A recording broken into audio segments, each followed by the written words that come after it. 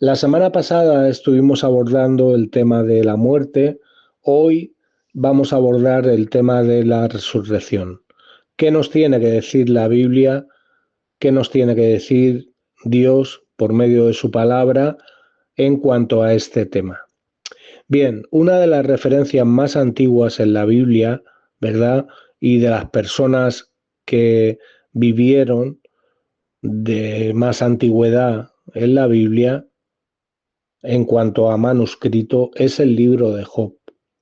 Y si vamos al libro de Job, al capítulo 19, versículos 25 al 27, vemos que Job en su aflicción, él expresa en esta parte: yo sé que mi Redentor vive y al fin se levantará sobre el polvo, y después de deshecha esta mi piel, en mi carne he de ver a Dios, al cual veré por mí mismo, y mis ojos lo verán, y no otro, aunque mi corazón desfallece dentro de mí. Fijaos, en medio de esta aflicción tremenda que Job estaba atravesando, él declara esto delante de sus amigos, que él sabía que su Salvador, que su Redentor vive. Es decir, que él es eterno, que su Redentor es el Dios que vive. No es un Dios muerto, es un Dios eterno, es un Dios que vive por siempre, que no está limitado al tiempo y que se levantará sobre el polvo. Es decir, al final Él triunfará. Él ha triunfado, pero Él triunfará sobre el polvo, sobre la destrucción total, ¿verdad? Sobre la muerte. Y después de deshecha esta mi piel, es decir, después de que Job se deshaga en la muerte, en su carne ha de ver a Dios. Y esto parece una contradicción, pero porque por un lado está diciendo que después de que su carne se deshaga, es decir, después de que fallezca, él iba a ver en su carne a Dios, nos habla de la muerte, pero nos está hablando también de su resurrección, de la resurrección de Job, por el hecho de que su Redentor vive y que iba a triunfar sobre el exterminio total, sobre el polvo, sobre la muerte. Y luego declara en el versículo 27, al cual veré por mí mismo y mis ojos lo verán y no otro, aunque mi corazón desfallece dentro de mí. Es decir, aunque las circunstancias me están diciendo todo lo contrario, yo sé que mi Redentor vive. Yo sé que Él va a triunfar y me va a dar triunfo. Yo voy a estar en su triunfo después de la muerte y en mi cuerpo yo voy a volver a ver a Dios. Y lo voy a ver yo y no otro. Hay otro pasaje en Ezequiel, el libro del profeta Ezequiel, que vemos es, bueno, un pasaje bien conocido, bien predicado, el Valle de los Huesos Secos, donde Dios mismo le dice a Ezequiel, en ese capítulo 37, donde encontramos que Ezequiel profetiza al Espíritu, le dice que sople de los cuatro vientos y el Espíritu Santo comienza a regenerar polvo, huesos secos, cadáveres, millones o miriadas de cadáveres, miles de cadáveres, un valle insondable, lleno de huesos, lleno de lo que en ese tiempo representaba la muerte del pueblo de Israel, la muerte espiritual del pueblo de Israel y cómo Dios iba a regenerar, cómo Dios iba a traer vida y a formar de nuevo un pueblo para sí mismo, ¿no? Vemos en el Nuevo Testamento también en cuanto a la muerte, en Juan 5, fijaos, en cuanto a la resurrección, mejor dicho, fijaos lo que el mismo Señor Jesucristo dijo. No os versículo Juan 5, versículo 28, vamos a leer. Porque como el Padre tiene vida en sí mismo, así también ha dado el Hijo el tener vida en sí mismo, y también le dio autoridad a hacer juicio, por cuanto es el Hijo del Hombre. No os maravilléis de esto, porque vendrá la hora cuando todos los que están en los sepulcros oirán su voz, y los que hicieron lo bueno saldrán a resurrección de vida, más los que hicieron lo malo a resurrección de condenación. Es decir, aquellos que estén en el paraíso, cuando Jesucristo venga a ejecutar juicio a las naciones, su alma va a venir juntamente con Cristo, y Dios va a resucitar su cuerpo, lo que haya quedado de su cuerpo, sea polvo, sea átomos, sea lo que sea, ¿verdad? Dios lo va a unir al alma de los creyentes en Cristo que han fallecido. A cada uno le va a dar su cuerpo y va a formar un cuerpo glorificado, un cuerpo adaptado, un cuerpo semejante al suyo, un cuerpo preparado para poder vivir eternamente junto con Cristo, ¿eh? Y esto también podemos verlo en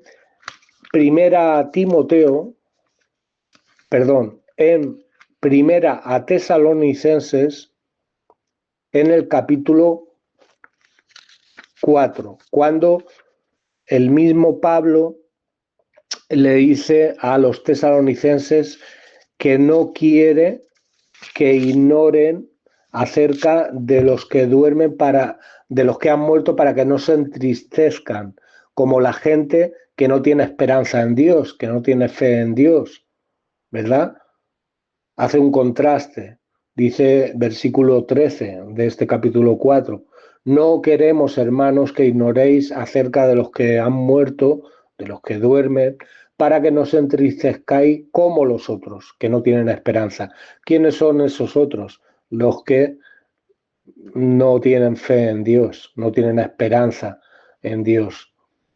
Porque si creemos que Jesús murió y resucitó, así también traerá Dios con Jesús a los que durmieron en él. Por lo cual os decimos esto en palabra del Señor, que nosotros que vivimos, que habremos quedado hasta la venida del Señor, no precederemos a los que durmieron.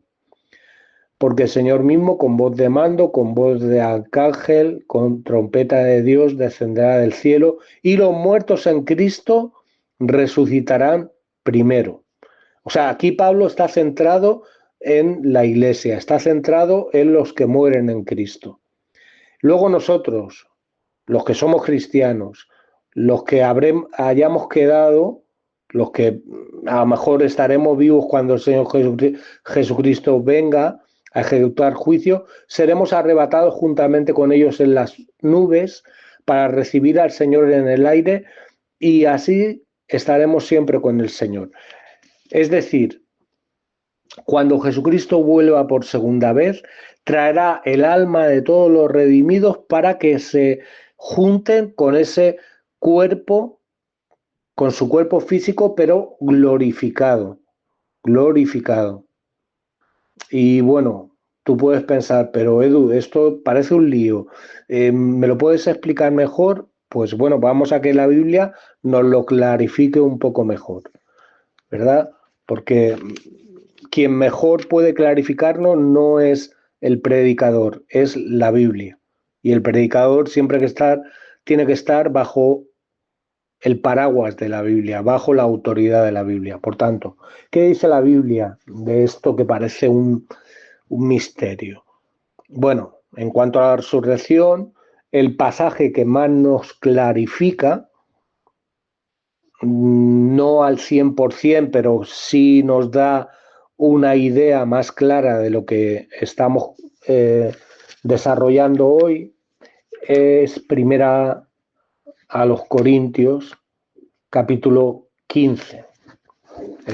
Primera a los Corintios, capítulo 15, cuando habla Pablo sobre la resurrección de los muertos, que la iglesia parece que estaba un poco desanimada, un poco que no tenía clara estas cosas, ¿no? Él le dice, bueno, Mirar que el mismo Señor Jesucristo resucitó, estuvo 40 días, apareció a más de 500 hermanos, algunos han fallecido, otros viven todavía, ¿no? Al último, como a un abortivo, se me apareció a mí, ¿verdad?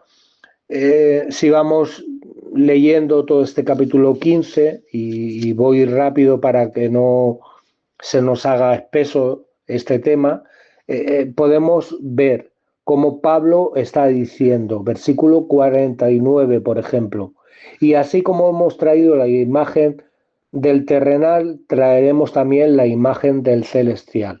La imagen ya no solamente en alma, sino en cuerpo. Pero esto digo, hermanos, que la carne y la sangre no pueden heredar el reino de Dios, ni la corrupción hereda la incorrupción. Es decir, cuando Jesucristo vuelva, aunque nos resuciten nuestros cuerpos que teníamos, ¿verdad? Como cuando nacimos y cuando nos hicimos adultos y antes de fallecer, ¿verdad?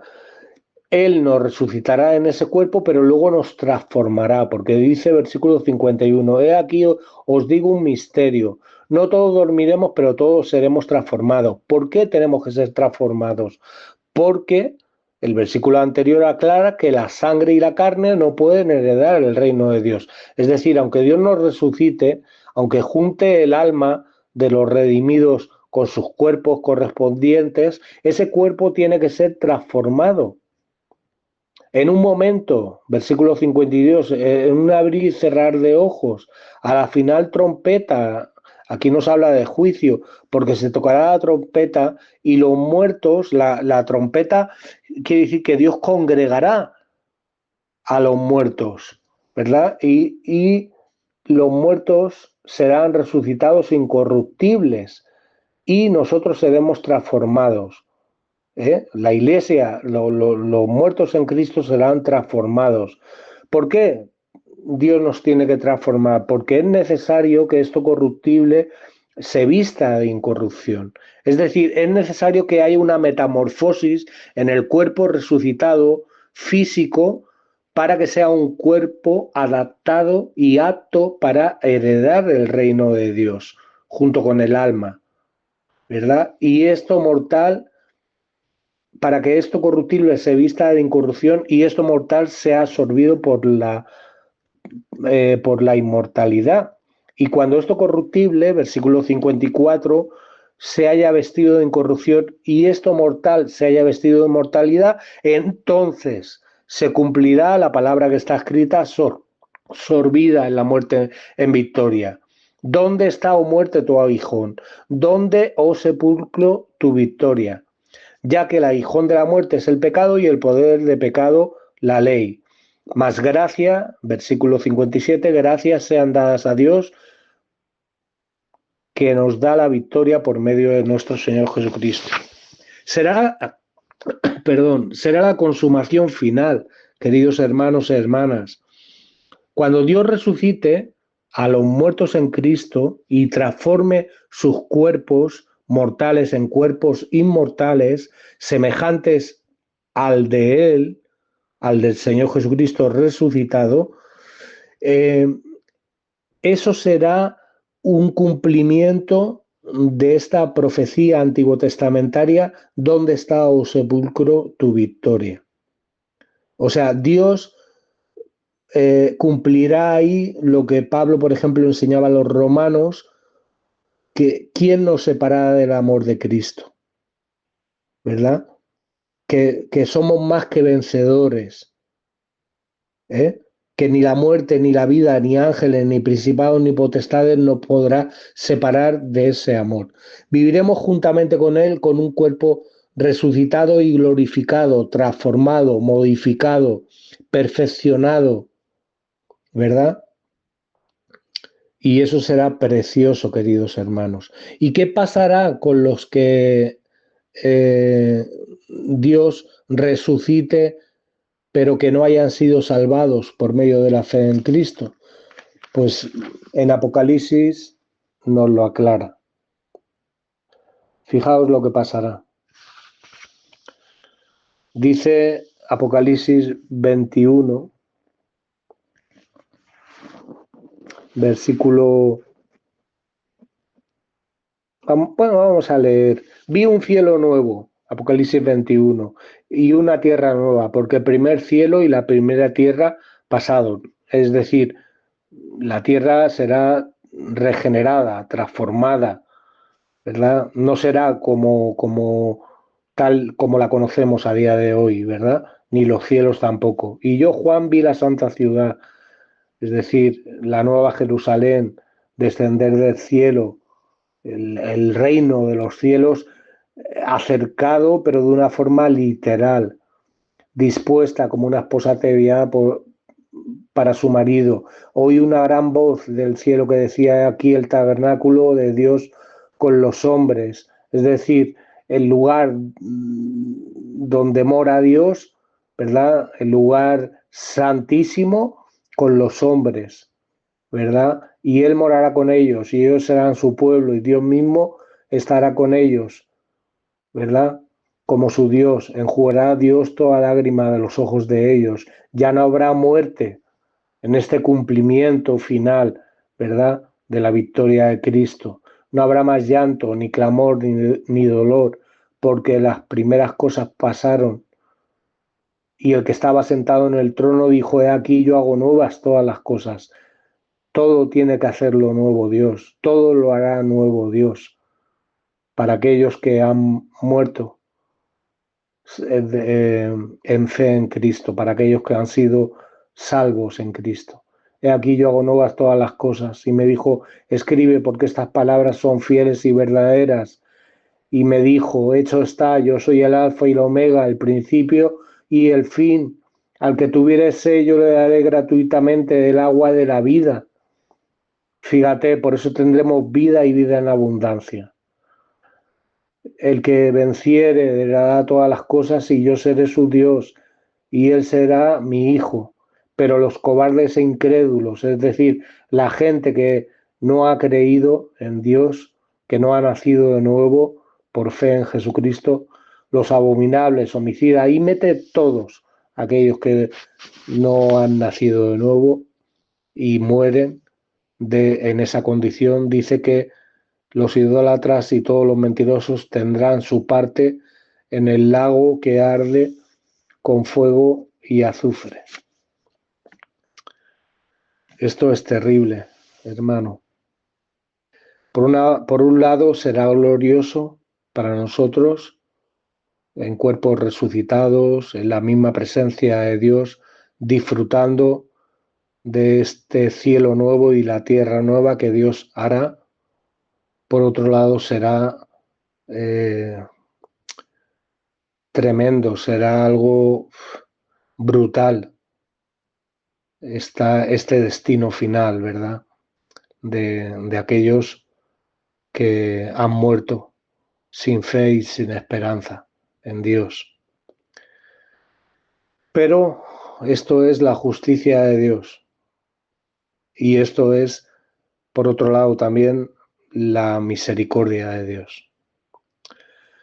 La misericordia para aquellos que Dios ha salvado y sigue salvando y salvará hasta que Él venga, y la justicia aplicada para aquellos que han muerto sin haber experimentado el nuevo nacimiento en Cristo. Hay otro pasaje que nos habla de la muerte, que es el capítulo 20, versículos 11, por ejemplo. Dice que Juan vio un trono blanco, es decir, donde está sentado Dios. Dice: delante de ese trono huyeron el cielo y la tierra, es decir, no puede presentarse nada de lo creado delante de la misma presencia de Dios. Y no hubo ningún lugar, se encontró para ese cielo antiguo y esa tierra antigua. Y vi a los muertos, grandes y pequeños, de pie ante Dios, y los libros fueron abiertos, y otro libro fue abierto, el cual es el libro de la vida. y en base a lo escrito en ese libro de la vida fueron juzgados los muertos después de que Cristo resucite. A todos los muertos a lo largo de la historia serán juzgados. Y dice, nosotros seremos juzgados por medio de Cristo.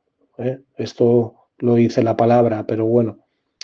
Dice que fueron juzgados los muertos por las cosas que estaban escritas en los libros según sus obras.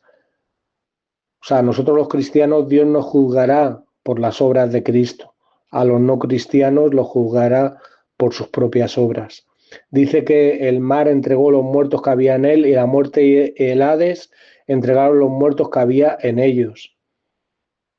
Que todos fueron juzgados, cada uno según sus obras, y la muerte y el Hades fueron lanzados al lago de fuego. Esta es la muerte segunda, pero no solo la muerte y el Hades y el diablo y sus demonios, sino también el que no se halló inscrito en el libro de la vida.